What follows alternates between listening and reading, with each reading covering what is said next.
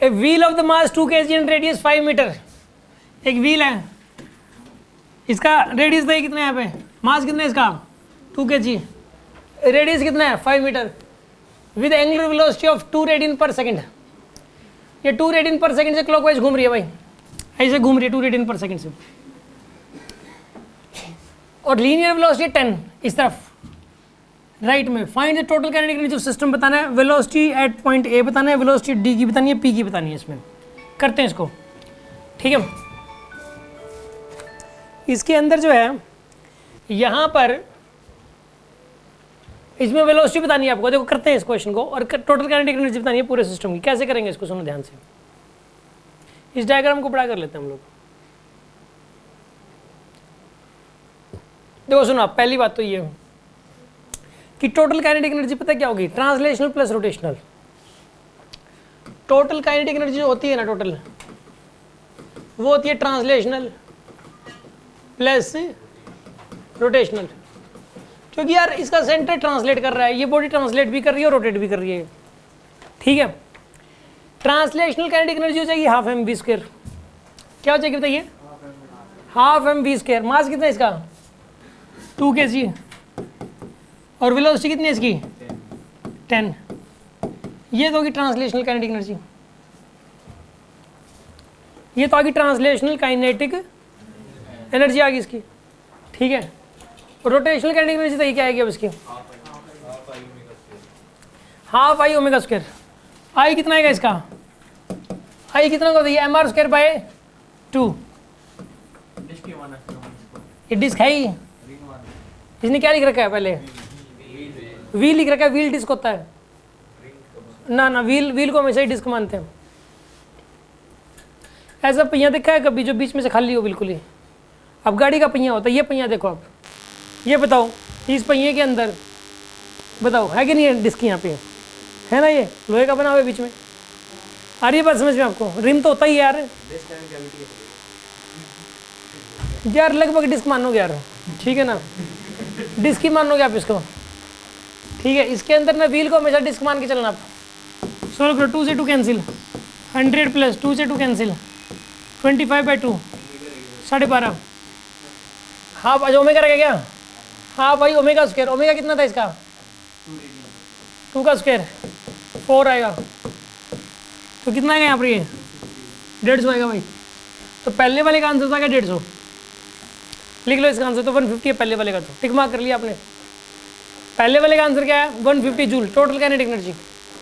अब सुनो, वेलोसिटी निकालनी है अलग अलग पॉइंट्स की। सुनो आप, ए पॉइंट की वेलोसिटी सुनो आप, ये सेंटर की वेलोसिटी 10, तो ए पॉइंट की वेलोसिटी भी 10 ही हो जाएगी। और रोटेशन की वजह से इसकी वेलोसिटी हो जाएगी आर ओमेगा। कितनी हो जाएगी इसकी वेलोसिटी, आर ओमेगा मतलब 10 हो जाएगी इसकी वेलोसिटी। आर ओमेगा मतलब यानी नेट वेलोसिटी कितनी आएगी इसकी 20।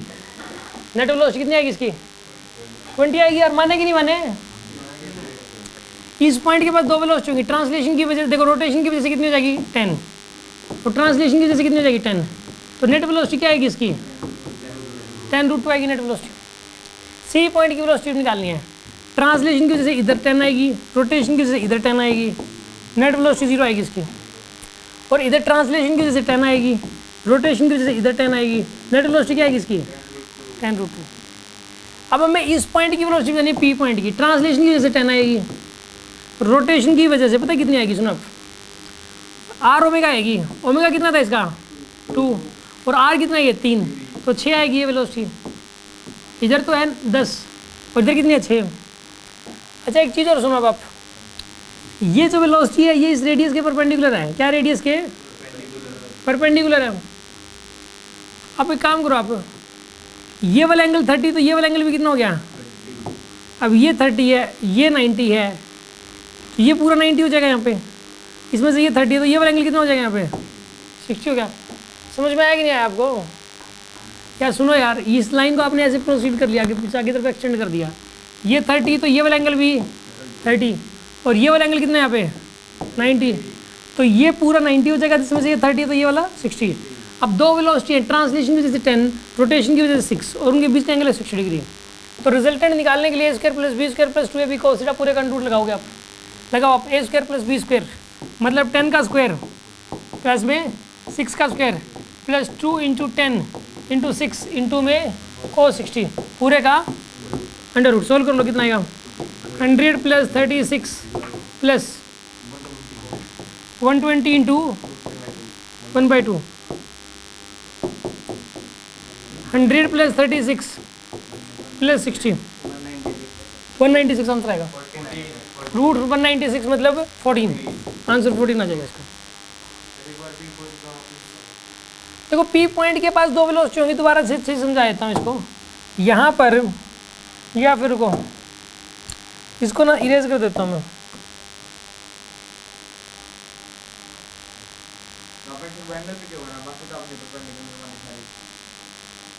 क्या कह रहे हो?